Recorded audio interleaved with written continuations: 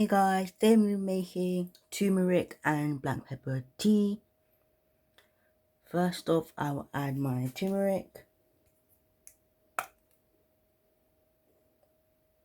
2 dashes of turmeric. Next, I'm going to add some whole black peppercorn.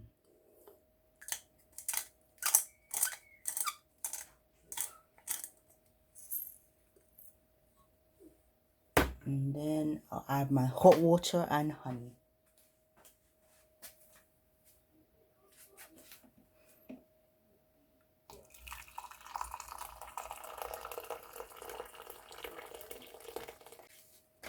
Next, I will add my honey.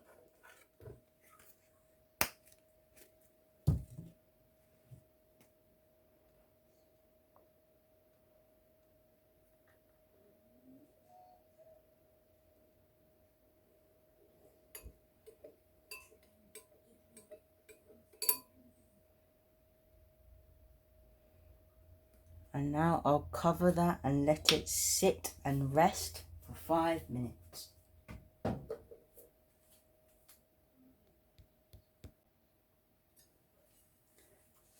Drink this every day for 3 days for ultimate weight loss and anti-inflammatory properties.